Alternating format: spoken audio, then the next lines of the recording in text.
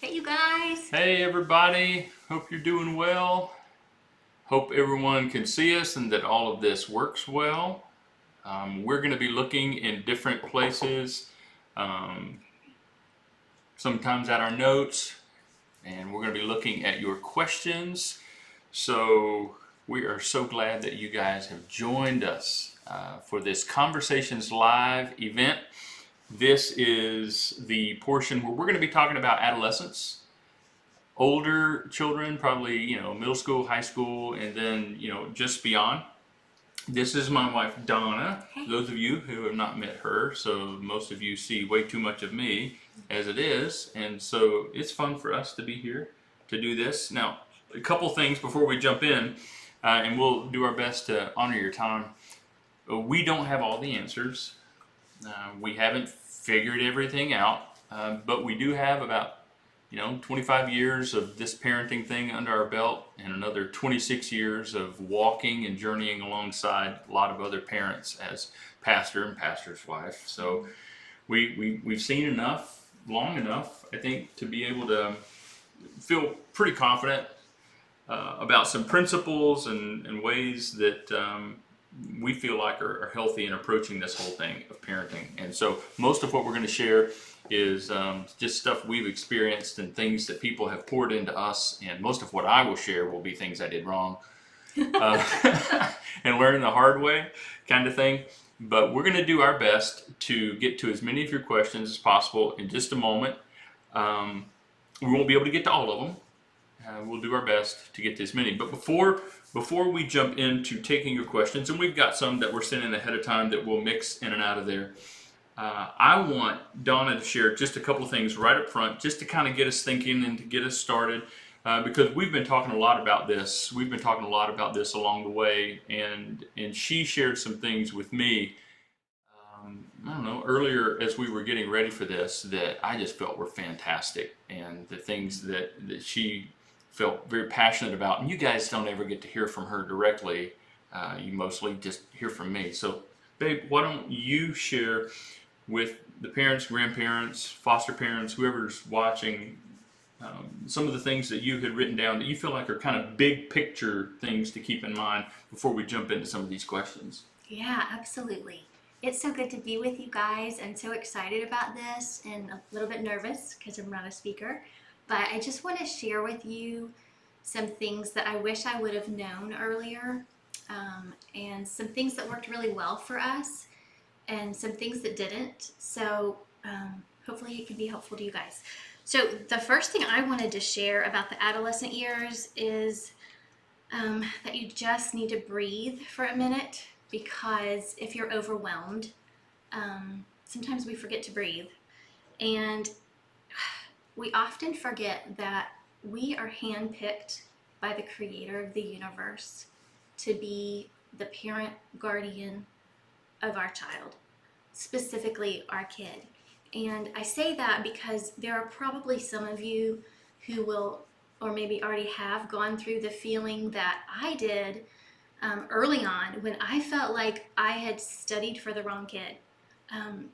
I felt like all the books that I had read, led me down the wrong path, all the stuff. And especially in adolescence, we just had a lot of challenging times. So I think my biggest first thing to remind you of is that you are handpicked for this child. And so even when it feels like you're not prepared, you plus God can totally do this. What else was it that I was going to share about that, Jonathan? Well, just encouraging them that they can do this. Oh, I know. They have what it takes, because we feel like we're completely mismatched here.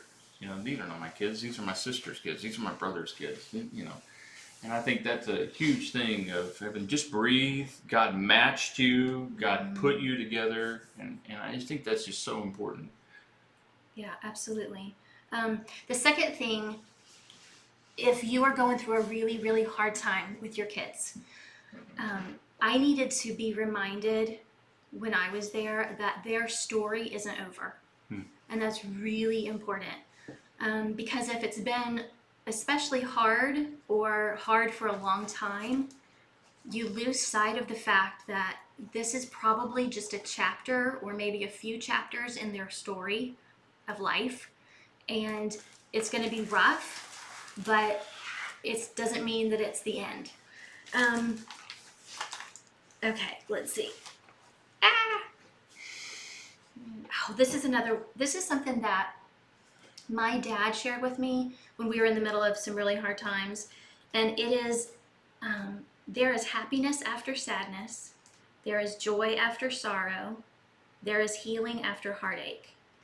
And so if you're in the middle of some really crazy hard times, remember that it's not the end.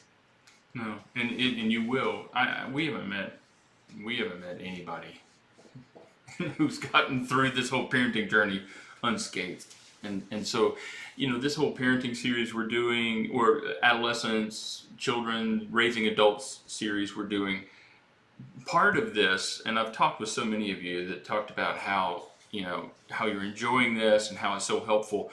What we're all experiencing is that a lot of times just hearing from the stage or hearing from somewhere else an idea or a feeling or a thought that you are feeling, that you're experiencing, that you have, helps you realize, hey, I'm not alone. I'm not crazy. I'm not losing my mind. There's nothing wrong with my family. There's nothing wrong with my kids. And there's nothing wrong with me, because evidently everybody else experiences this too.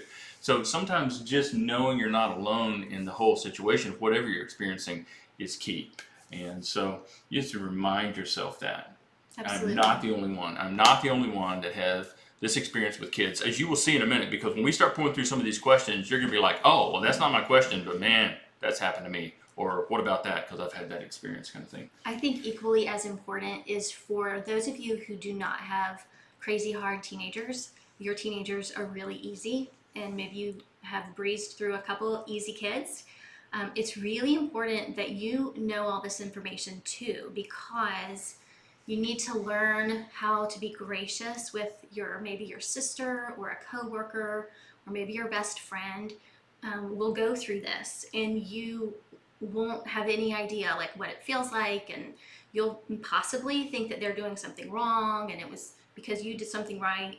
And that's a huge way that Satan tries to get in the middle of relationships. I know, especially with women, is try to put that wedge between them. So even if you're not going through tough times, this is a great reminder that most people do. And so just buckle down and know that it might come, but you'll get through it. You shared that, just breathe, it's okay, God put you together, and then that their story's not over, and that's huge. But there was this one more thing that you shared with me that I think is huge, maybe one of the biggest things. And when you shared it with me, I'm like, yes, you got to share that. So talk about the enemy thing. Okay, so for me, when I realized this, it was kind of a new mindset for me. And it's a really simple thing that we know, but we need to remind ourselves of. And that's that this is a battle for their minds, and our child is not our enemy. We are fighting for them. Even when we are fighting for their future, we are on their side. And so you have to refocus some days because it's exhausting mentally. Emotionally, you have to remind yourself that this is a mental battle for your child. And another thing that's the spiritual battle for your child. There's so much spiritual battling going on with our kids that we may never know, but it's very, very real. So, oh gosh. Well, the point of the fighting them for them. Sometimes you actually have to fight. Sometimes fight your kids for your kids. Like they're in their own way, but understanding they're not your enemy. Now they will think you're their enemy, right? Yeah. Why do you hate me? I got worst parents in the world, kind of thing. But you are not their enemy. They are not your enemy. The enemy, well, there is one, and we have one. And it's very real. But it's not each other. Here's another cool thought that helped me with one of our girls that we just had such a hard time in their teenage years. And I just was feeling really defeated because I couldn't see light at the end of the tunnel. I felt like there was too much wrong that had gone on and it was not going to be able to be righted and all those things. And I kind of realized one day, I feel like God just placed this on my heart in the middle of a crazy time with her, that the reason maybe that it's such a fight is because she is going to be of great value to the future. And I feel like if we can see that about our kids, that they are of great value to the future, then we will be wiser and more energized for the fight for their minds I agree. and their hearts. Yep. Okay, we got questions starting to pour in, and so let's look at some of these. Now, we probably won't call your names just out of respect to your own privacy, or in case your older children watch this, they're like, I can't believe you outed me to the whole world and kind of thing. So we got a question came in about specifically tips for getting boys to open up about their feelings and changes going on in their lives. I have a very private son who is 12 going on 13. Well, let me say, first of all, I've never had a son. I had 2 daughters. But I do remember those years of secrecy, privacy, kind of closing off kind of thing. And Donna, you feel free to, give your thoughts, but I would just encourage you to just know that, first of all, what you're experiencing is very, very normal, especially that age, that middle school time. I mean, there's so many changes going on in his life and in his body and in his mind and with his emotions. It's not uncommon for him to kind of close in and kind of wall you off. And what you can't do is force your way in, right? Because that only makes it worse. And you've probably figured that out. But there's no magic bullet for this. It's just being available consistently, letting him know you're there, asking without pushing. It's a maddening balance. It really is. But that is the best way. And then hopefully the idea is that when he begins to get ready to open up to anyone, he'll open up to you. And so that's kind of the thought. Yeah. I have no idea. You have no idea? Great. You said it first, and then I'm sure there'll be something else that I'll say. No clue. Sorry. We had some other questions that came in a little bit earlier, and so I'm going to be going to some of the live ones and some of the other ones here. We had somebody ask us about their 15-year-old who is saying that when the parents take their phone away, that they are infringing on their privacy. In other words, their phone is their personal expression of privacy, and if they take that phone away, you're infringing on my right to privacy. I gotta say, this is a new one on me. I hadn't heard that angle before, but after thinking about it a little bit, let me just give you my opinion on that. I think that is a well-crafted argument that has absolutely no substance whatsoever. This is not, a smartphone is not about a right to privacy.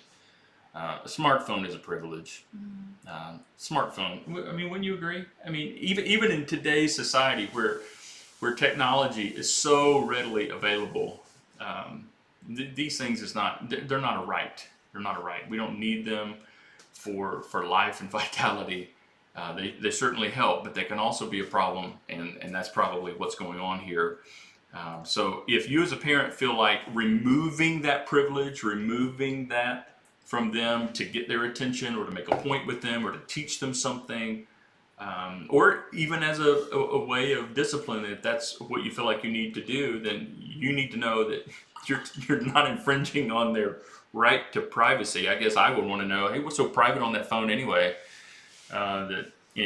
So that's just something. And if it helps, we had to do that. We had to take phones away. Yeah. That was because it's something fun and something that they really want. And so just like when they're toddlers, you take away things that they're going to miss, and so they're going to try to earn back. A phone is an extra thing that sometimes, like Jonathan was saying, we feel like we need, but it's not a necessity. It's not food and shelter. Yeah. Um, All right, here's another one that came in that I think is a pretty quick answer for. We've got a teenager that's wanting to call their parents by their first name only and don't want to refer to them anymore as mom and dad. This one came in before the live chat started. Um, I'm a little opinionated on this one. I don't. I just don't get that. Evidently, that's a thing. Evidently, that's a thing. When you call your parents by their first name, I think you can communicate clearly, lovingly, but clearly to them. And in this house, we would prefer that you call us mom and dad, or dad and mom, or daddy and mom, or whatever you want to be called, and ask them to respect that. And I don't think there's anything wrong with it. That's not unreasonable for them to call their father father and mother mother. yeah, I think it's just kind of a current Yeah. thing to do. But at the same time, on the flip side of that, and I agree with that, I have so many questions for this mom. How old are they? How difficult are they? How many battles are you choosing? So, because I'm really big on choose your battles wisely, you don't want to exhaust them and to a point where your words and your rules become just white noise. Mm-hmm. So, Mm-hmm. I don't know. I can see that one both ways. Yep. Here's a question that just came in. I think this is fantastic, especially for this age group that we're talking about. Let's see. Here it is. Any tips for how to successfully transition in a relationship with your child that is now in college and living on their own? So this is a fresh one for us because I feel like we've just kind of come through this as mom and dad. Our nest is now newly empty, last one gone out, and it's time to take over the house and make the rooms what we want them to be, kind of thing.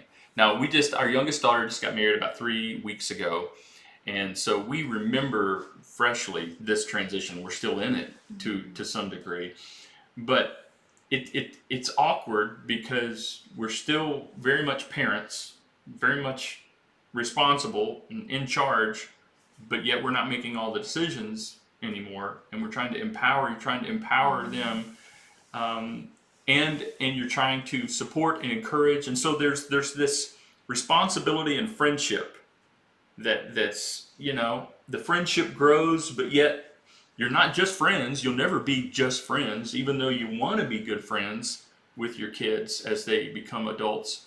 But you're still parents. You're still mom. You're still dad. And so Yeah, and this somebody was saying you become more of a mentor, and that's what you were talking about. Was it last week? yeah, the stages, the seasons, you do become more of kind of that advisor. Come to me for advice, or you kind of insert your thoughts and opinions carefully. Try not to push them, but just know that that's just one of those uneasy, awkward times that weaning off of, hey, you're not dependent on us for everything anymore, and Yeah, and I think too for us when both of our girls were gone to college, but before marriage, they're two very different things. Because with marriage, you're like, woohoo, I'm not in charge of them anymore, and there's so much relief from one stage to another. But with college, you are still very much in charge of lots of things, but they are beginning to learn how much, even more than high school, there are consequences. The consequences for the choices they make, they're going to feel them probably a little bit more in college because you're not there. Even if they want you to be. Yeah. So I don't know. And that's a scary time. Actually, about the age they become 14, 15, especially 16, your children get to the age where they are old enough to make decisions in their life that they are not yet mature enough to handle the responsibility of on their own, right? Okay, so they can make choices that will forever affect the rest of their life and your life, but yet they're not mature enough or ready enough or old enough or capable enough to be able to handle the reality of the decisions they've made. So as they get older and get into college and all of that, the stakes go higher, right, with those kinds of things. And so it's just that It's a delicate handoff, and there's lots of conversations that sound like, "Hey, let me give you a thought here. Ultimately, you're going to have to make the decision, but here's something you need to consider." Or you can say, "You know what? I know you're an adult now, know you're on your own kind of thing, but this is something that I think is very important that I want to ask you to do. I want to ask you to do this, highly consider this. The decision ultimately is yours." And again, it's that back and forth, and eventually, hopefully, that gets a little better. I have a thought for that question too. We become so much more of a cheerleader during those years, cheering them on, because it's really hard for some kids to transition to independence. Others just breeze through it. But cheering on their great decision making, and then when they don't make such a great decision, don't make a huge deal out of it. Kind of like John was talking about your game face throughout their Yeah. whole life. Try not to, be like, "Oh my gosh, are you kidding me?" Try to just take it in and, laugh with them. Make sure that you don't act like it's as a big of a deal as you feel like it is. I don't know if that makes sense. Yeah, when you were sharing some of your notes with me earlier, you talked about the importance of helping them discover. You're helping them discover at this age, you're helping them discover what it means to take responsibility for their own lives. And so you're not just throwing them out there and say, "Good luck." No, you're very much advising them and pointing things out to them and helping them make the right choices. Yeah. Let me get to another question.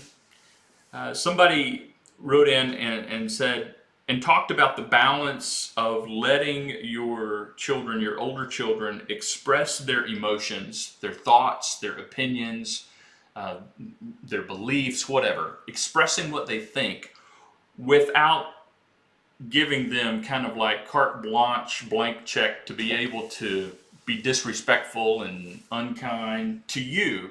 So, often, as teenagers and adolescents, they have lots of opinions and they share them readily.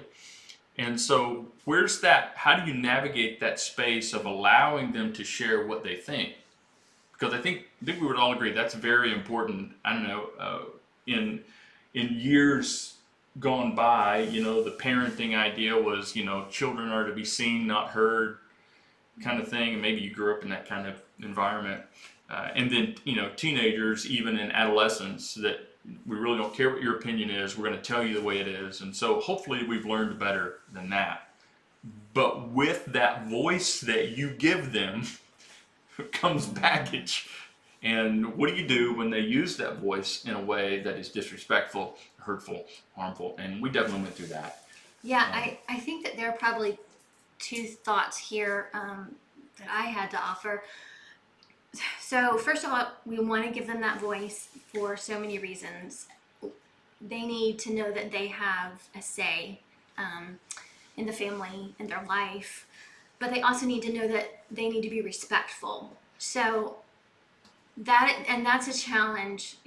It's more difficult for some kids than others, definitely. We had two very strong-willed girls, and that was definitely a challenge for them.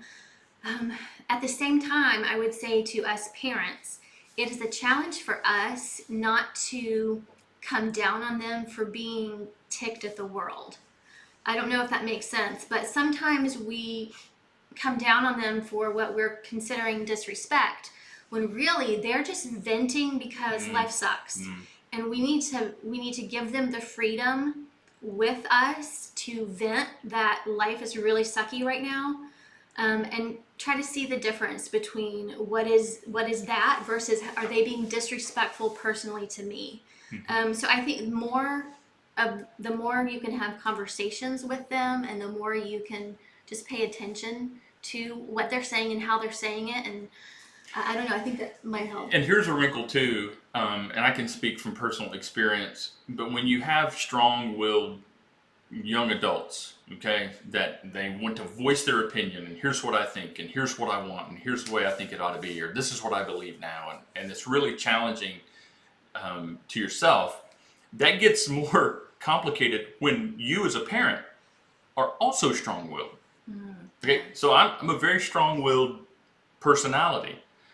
Surprise, that's Donna, not so much. She falls much more in line with the pleaser Yeah. side of personality traits. Okay, so you can imagine when you get a dominant, parent with a dominant kid who's wanting to voice. Well, I got a voice too, and I got the authority, and so that back and forth, you got to watch that. You got to watch that.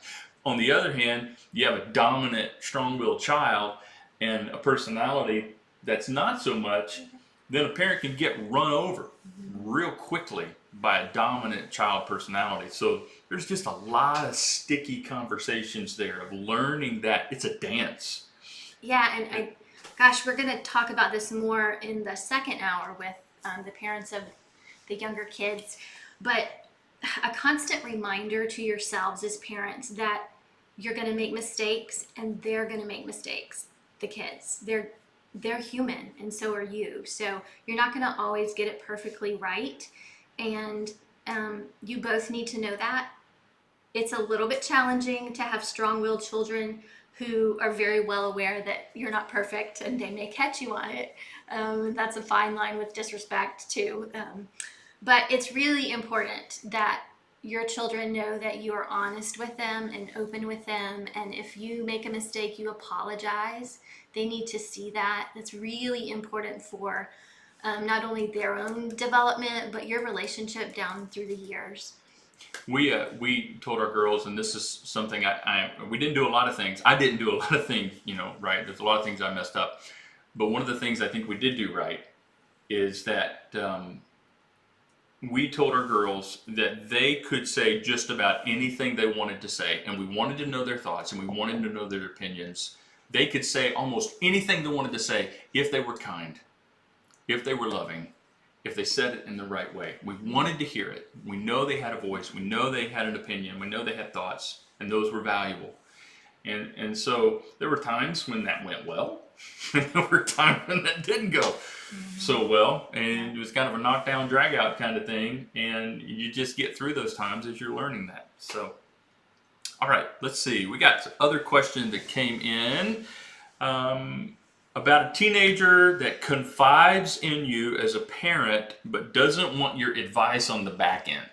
They confide in you, hey, this is what I'm thinking, this is what I'm feeling, they're being open and honest. But then when you begin to weigh in and say, well, here's what you need to do, or here's what I can do to help, they don't want your help and they don't want your advice. They just kind of want to bend your ear and see if you can, try to, vent to you, but they don't want help. Fix that one. Okay, well, a couple thoughts for that would be, I think that's normal. I think that we all feel that sometimes, but that's generally just an immaturity in an adult. Like, expect that, I guess is what I'm saying. You're gonna have to just listen and bite your tongue probably a lot, but also hopefully your communication with them is to a point where they know that you are very much aware that God has chosen you as their guardian for a reason, and that you have some really important things to share with them to equip them for their journey, to help them along. And so, again, it's depends on the personality of the kid and all the things, but I completely lost my train. We're just trying to keep up with what's coming in here and so the ones many we've questions. got. All right. Let's see. What was I saying? Okay, so the kid, that's so crazy. They confide in their parent, but they don't want the advice. Yeah. Okay, so I would say choose wisely when you need to share, and then just hold the other stuff. Just listen as much as you can, because I call it change in your pocket. I don't know if that makes sense, but as a parent, you need to have change in your pocket. You need to have earned the right to speak into their lives from their vantage point. And so you need to listen a lot before you say anything at that age. Listen more than you lecture? Yes, Yeah. Definitely. Yeah. And try not to make it a lecture. Try to just make it like, hey, I don't even know if this will work, but here's a thought. Because as much as you can see yourself as coming alongside of them in this whole journey of life, um, and that you're on their team and it's not you against them, that will help you a little bit with how you communicate. Here's another question that came in that kind of falls in line with the, giving your child a voice, your older child a voice as becoming an adult and validating their voice. Is what happens when your child begins to voice things that are in opposition to your faith. Like what they say, well, I'm not even sure if I believe in God anymore. I'm not sure if I believe what you believe or if I see it the way you see it. How do you navigate that? And that can certainly Be really hard. that's like a shock and awe to a lot of parents. Like, what? What do you mean you don't believe what we believe? What? What do you mean? How could you not? Because we raised you and we did this and we did this and we did this. And so I think, first of all, you have to kind of get over the shock that may happen to you and with your kids. And again, come back to the game face. Try not to freak out, right? Try not to lose it on them. All right, can I interject? Yeah. So in this moment where you're trying to have your game face on, you got to remember that this does not mean you failed. That's good. If your faith is really important to you, like it is to us, and you just, it's so important that it's instilled in their life and all the things, then it's really easy to feel like, oh my gosh, I totally failed in this. And so first of all, you didn't fail.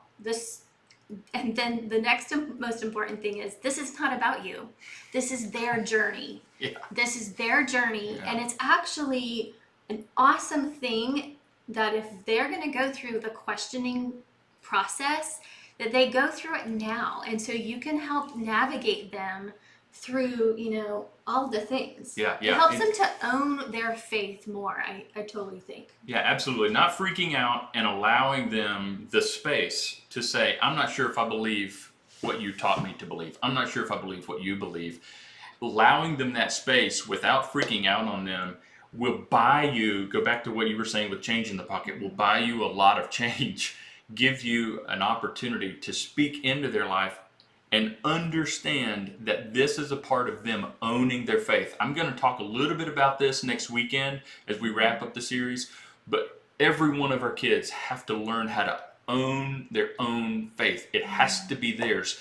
And by nature, an adolescent is going to push the boundaries. By nature, they're going to push against the foundations that they were given. It's just in their nature. We all did it. We're going to question everything. I'm not so sure. I'm not so sure. So that process is important and really necessary in order for them to own their faith, okay? Because they're getting ready to grow up and get out into a big bad world who could give a rip what they were taught, could give a rip what you believe.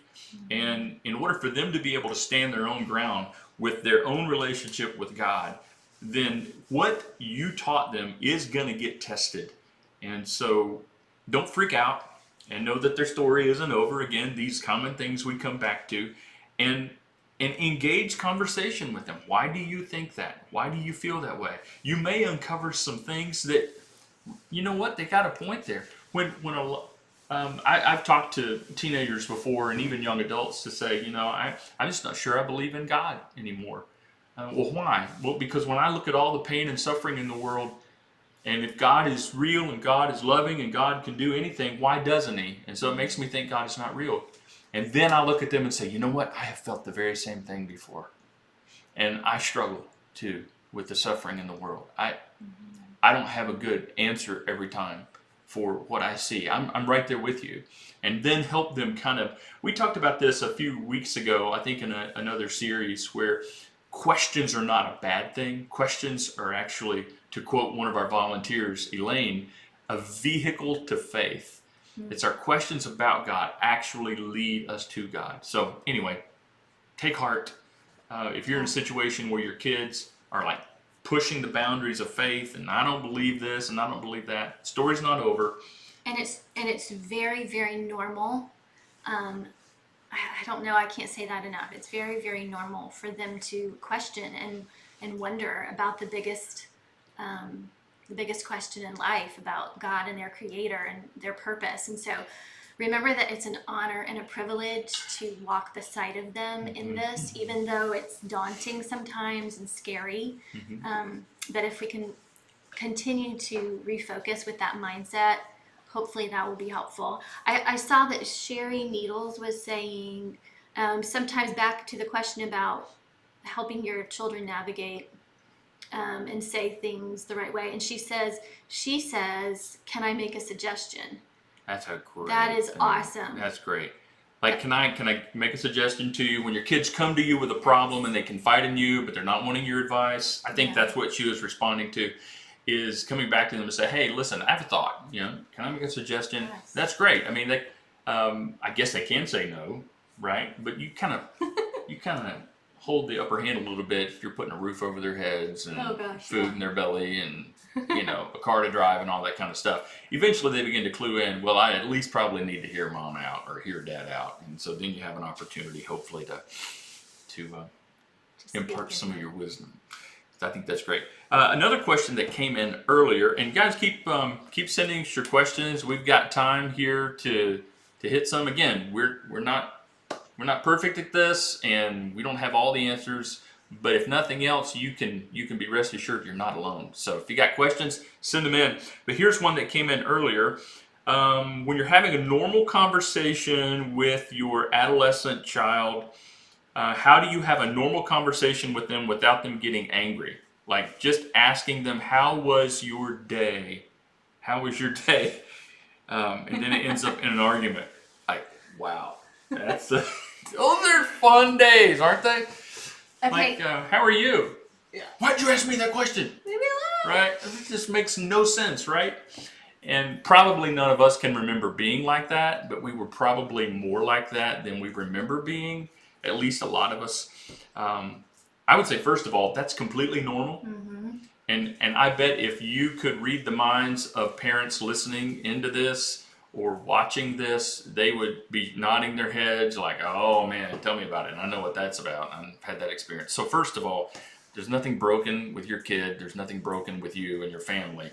This is just one of those awkward phases that you go through, again, where kids get very self-conscious, very self-aware, not in a healthy way, but a very unhealthy way. And it's almost like they see the whole world kind of against them.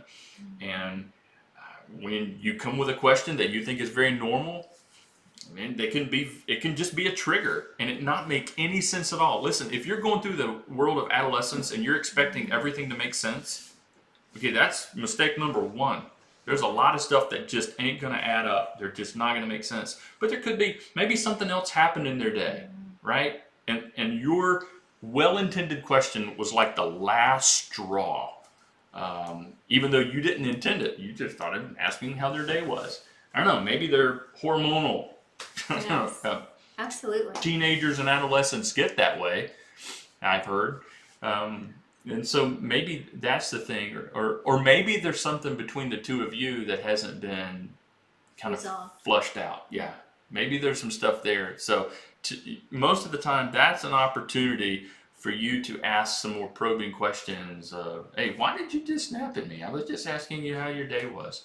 I was just, just a normal question. You don't have to bite my head off. What's going on there? And maybe that's an opportunity. So first of all, it's normal and not the end of the world kind of thing, even though it may feel very off-putting.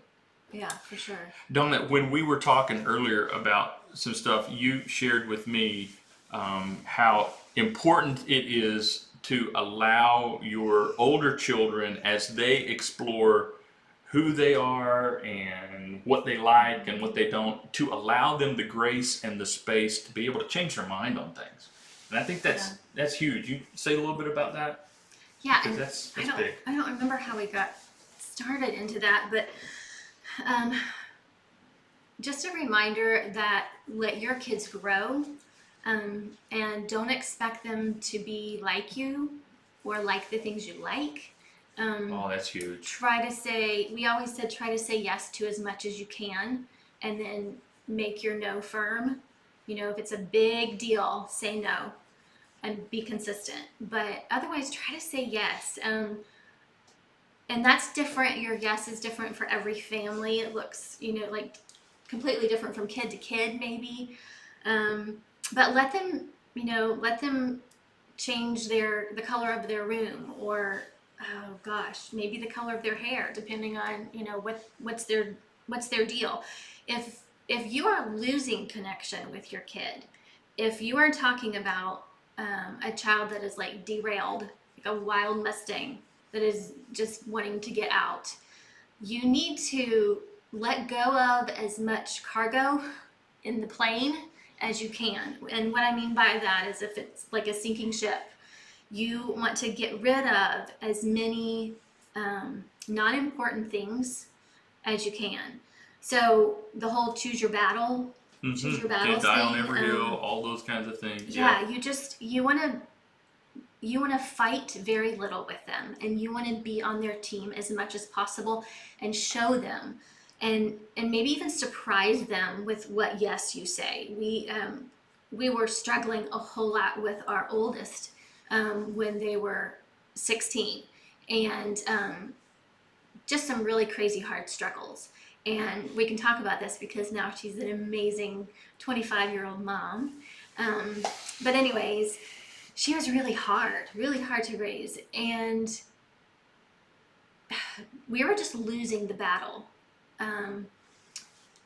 And she wanted to get a tattoo. So this is not for everybody, and every parent has to make their own decision. But if I were to give you the details, which I won't, about all of the crazy that was going on, I think you would understand a little better. But anyways, we just knew in our hearts that we were supposed to say yes with stipulations. Oh, get this. It was a Bible verse she wanted, so that makes it better, right? Well, we Right, told some her, Bible verse. remember, Yeah. the stipulations were it needs to be covered by clothing, Yeah. and it has to be Something wholesome and scripture is what we suggested. Here's the funny thing. Yeah. We took her across state lines so she could get her tattoo. You can remember that? Yeah, oh gosh. Yeah, because I think you have to be, 17, 18 in the state of North Carolina, or at least at the time you did. Yeah, something like that. And so we took her to Virginia. And that sounds got her tattoo. crazy to some of you parents who have very passive, easy children. You're probably like writing us off right now, and that's okay. I would write me off. Because we're not talking to you. We are talking to the moms and dads who are like, heck yeah, whatever I can do that is still good and pure. Yeah. That says, I'm on your team and I want you to have... It was the best yes. I want you to have fun in life. And for that child, she's a strong child, strong-willed, and she was in a really hard place in life.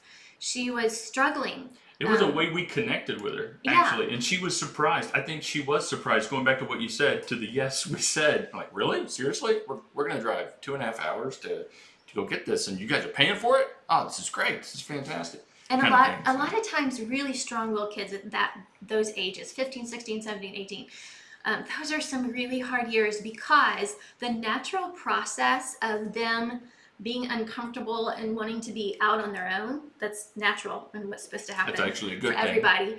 But that's so much harder, because usually they want to be on their own, way earlier, and they think that they could totally do it just fine without you. And they're going to fight you for control.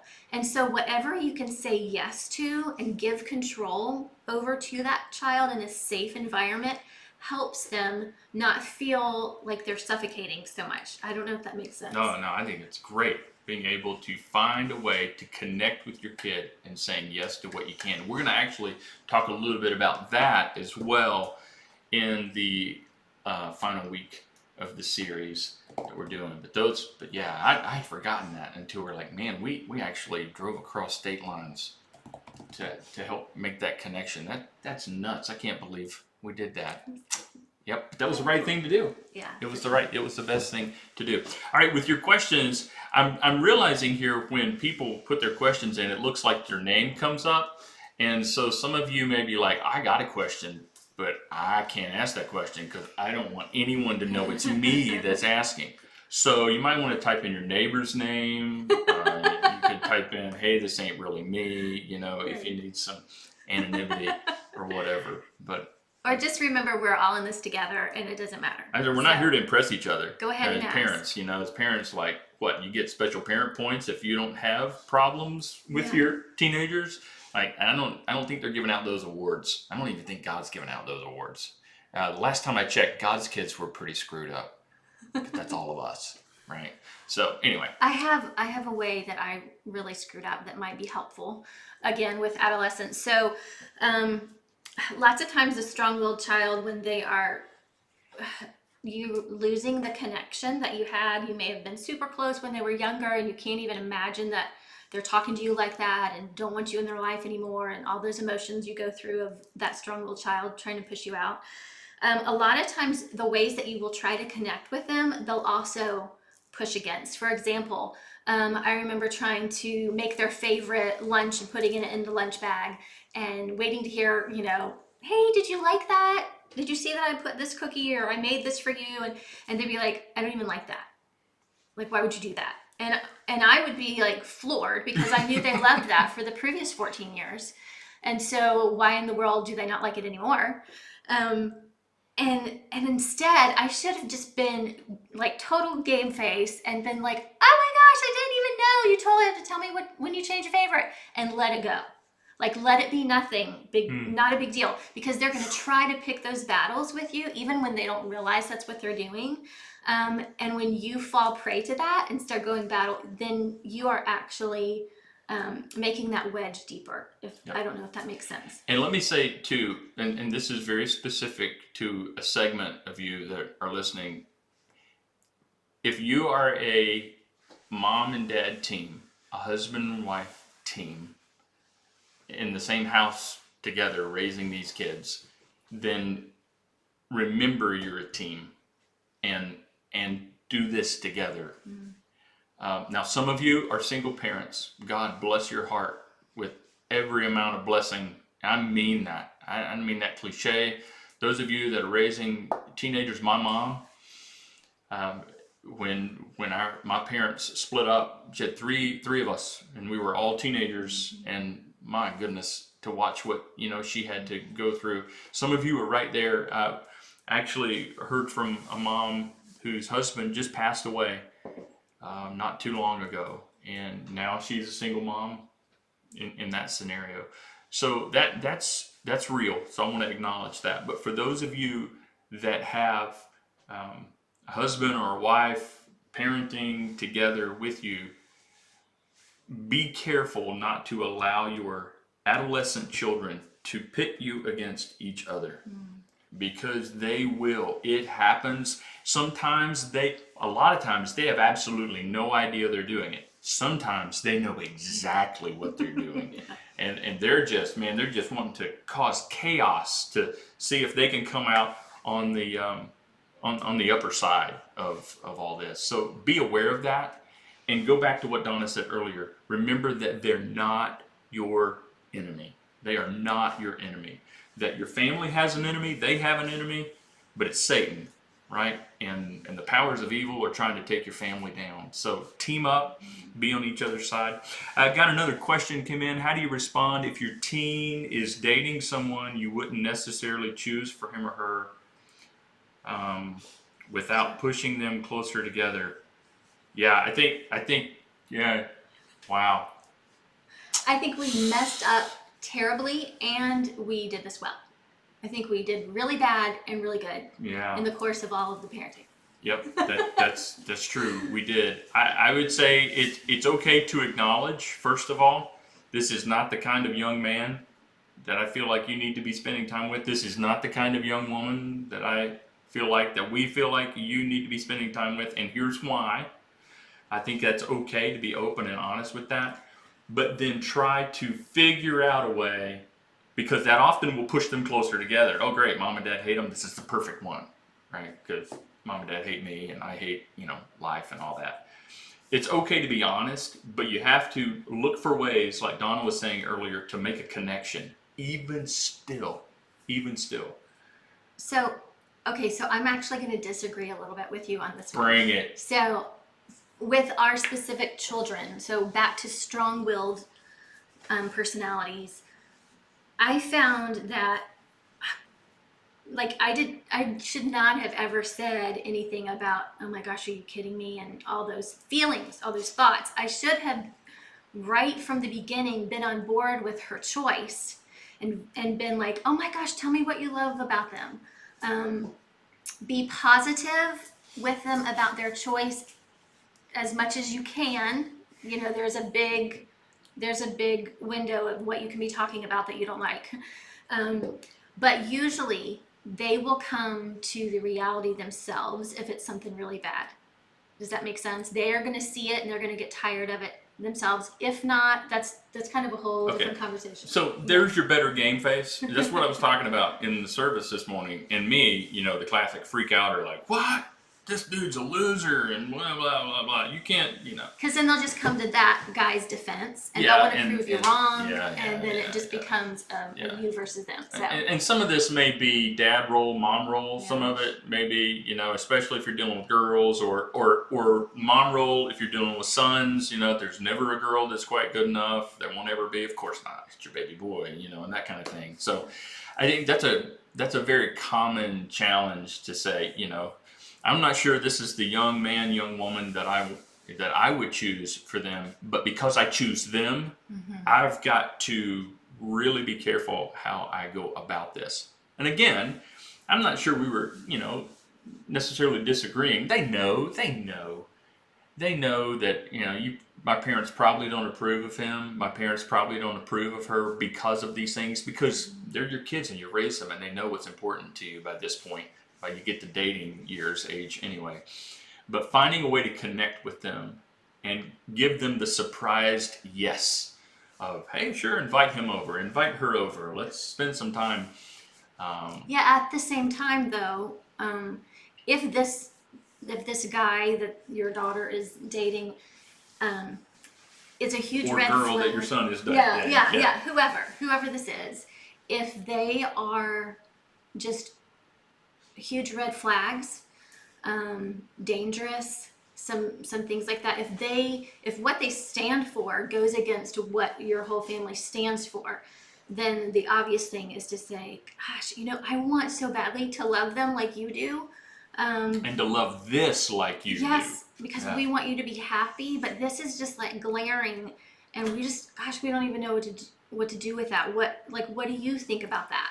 And try to have an adult conversation with them, and try to get them to let you know what their thoughts are about it. And just know that's going to be a journey. I remember, like I said, our youngest daughter just got married, and the young man she married is a fantastic young man whom I did not care for all that much in the beginning. Some of it's just the dad thing, he's just coming in, who's this guy you're bringing into my house kind of thing. And then it dawned on me, wait, she's bringing him into my house. This is great. I can keep an eye on him. Lock, here we go. And so then we got to know him, and as he continued to grow and mature, and they kind of grew up together and all that, just so much changed in him and our heart, and my other son-in-law is fantastic. Yeah, we are super, super blessed with amazing guys. But we know those days, okay? Our daughters dated other people too, so we do know that feeling of no. Abort. Yeah, like hit the eject button, something. So those are challenging days.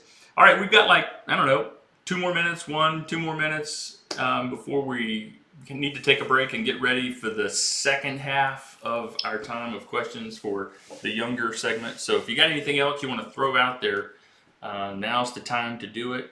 And again, change the name to protect the innocents and all that kind of stuff if you need to. But I would just remind everybody that remember that you're on their team, and remind them in ways not like I'm on your team, but just love them. Love them so much that they can't not respond to it. That's it.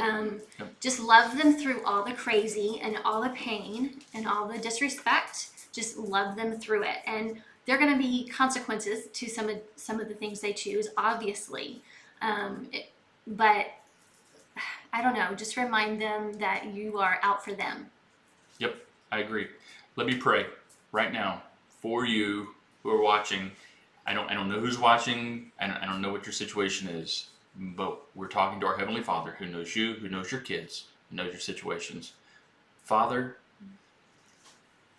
we ask that you will mightily show yourself strong on behalf of these parents, moms and dads, grandparents, foster parents, who are investing their lives to a point of exhaustion into these soon becoming adults. And Father, we ask that you would give them great strength and resolve. Fill them with your grace. They're going to need a lot of it. Fill them with your peace and patience, and may they know they are not alone. In Jesus' name, amen. All right, well, thanks for joining us. This is the end of segment 1, and we're going to take a quick break here, and then we will do our second segment for those who are parents of younger kids. Thanks for joining us, guys. Thanks. Bye. See you.